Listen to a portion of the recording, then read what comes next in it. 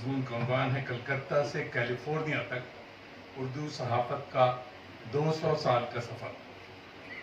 ہندوستان میں اردو صحافت کی ابتدا 27 مارچ 1822 کو ہوتی ہے اور یہ اعزاز 200 برس پہلے شہر کلکتہ کو جام جہاں نما ہفت روزہ کی شکل میں موصول ہوا تھا۔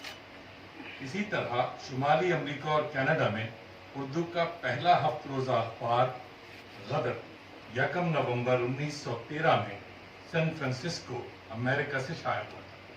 کیونکہ کینیڈا کے بعد امریکہ برطانیہ کے ڈومینین سے آزاد ہو چکا تھا اور ان پر برٹش راج کا کوئی دباؤ نہیں تھا، ساتھ ہی امریکن ہندوستان کی آزادی میں دلچسپی لے رہے تھے۔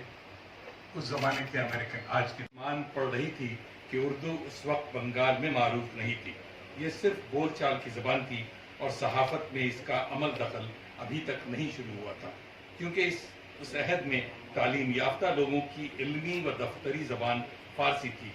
سب کی خدمت میں سلام عرض کرتے ہوئے میں آتا ہوں اپنی ذمہ داری کی طرف۔ یہ جو صدارتی معاملہ ہے اس کی ذمہ داری جو ہے وہ بڑی عجب ہے کہ آپ جو ہے وہ تمام مقالہ نگاران کی رائے پر، ان کے خیالات پر، ان کے مشمولات پر اپنی رائے بھی دیجیے اور پھر اپنی بات بھی کریے۔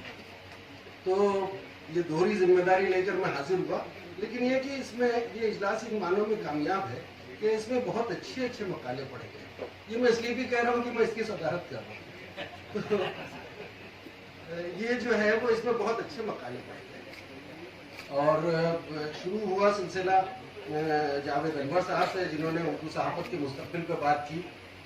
ذو لسانی اخبار کا مشورہ دیا جو کہ رائج العمل کی ہے، کہیں کہیں نکلتا بھی ہے ذو لسانی اخبار۔ ایک بہت اچھی تجویز انہوں نے پیش کی کہ اخبار کا مالک مالدار ہو، تو یہ خوبصورت تجویز ہے۔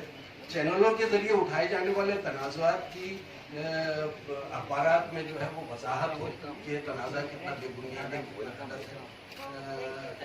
یہ چند نئی تجاویز ہے، اچھے مشورے ہیں اور